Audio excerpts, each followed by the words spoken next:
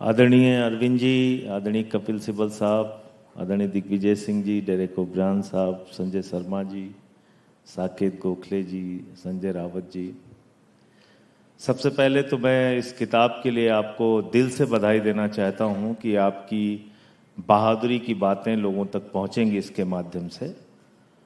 लेकिन इससे ज़्यादा बड़ी बात यह है कि जेल आप गए, पहले व्यक्ति हैं जिसको 100 दिन में लोअर कोर्ट से जमानत मिली।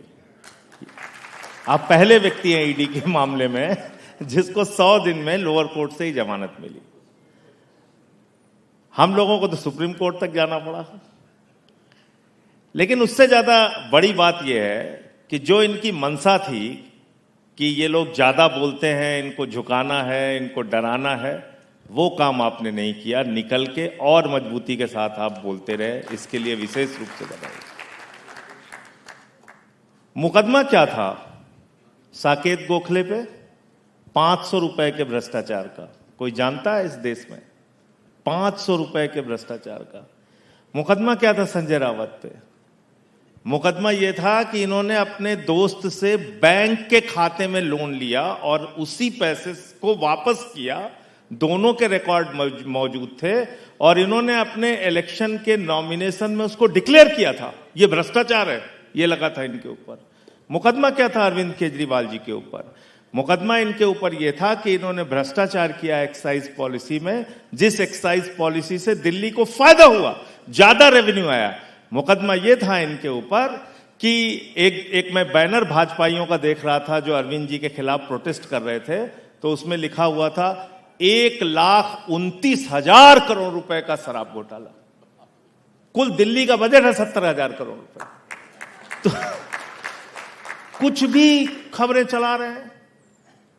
और सबसे ज्यादा पीड़ा यह नहीं कि ठीक है नरेंद्र मोदी राजनीतिक प्रतिद्वंदता दिखा रहे हैं, वो हमसे नफरत करते हैं या उनके मन में हमको लेके गुस्सा है, वो केजरीवाल जी पे मुकदमे करना चाहते हैं, जेल भेजना चाहते हैं, चलो ठीक है। लेकिन सबसे ज्यादा कष्ट की बात यह है कि जिस तरह से गोदी मीडिया लगता है आपके पीछे, मतलब वो उसका बस चले तो वो कोर्ट बन के फैसला ही सुना दे कि भाई इनको तो तुरंत फांसी चढ़ाइए, इन्होंने सारा भ्रष्टाचार कर रखा है। 1 रुपए की बरामदगी अरविंद केजरीवाल जी के घर से नहीं हुई। 1 रुपए की। कोई जमीन के कागजात नहीं मिले, कोई पैसा नहीं मिला, कोई सोना गहना नहीं मिला, लेकिन अंदर जेल में डाल दिया।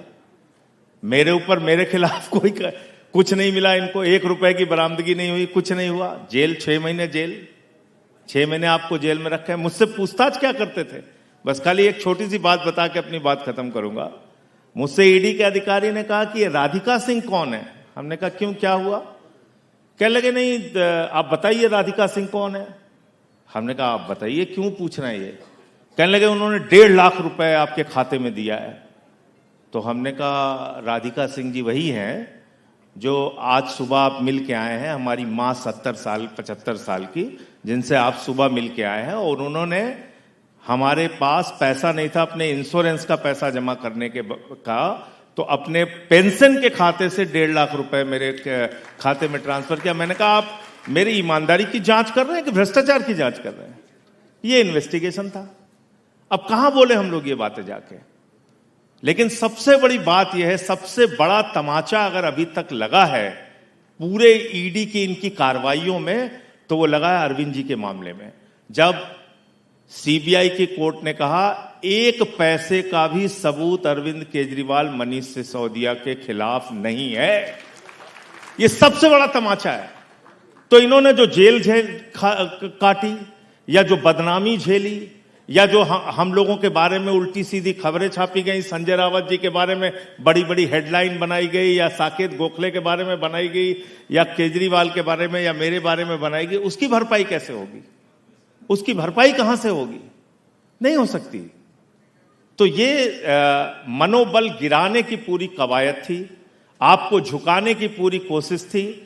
लेकिन मैं फिर बधाई देना चाहता हूं इस बात के लिए कि हम झुके नहीं, और जब तक जीवित हैं झुकेंगे नहीं। चाहे जितना अत्याचार आपको करना है कीजिए, उससे कोई फर्क नहीं पड़ता। जय हिंद।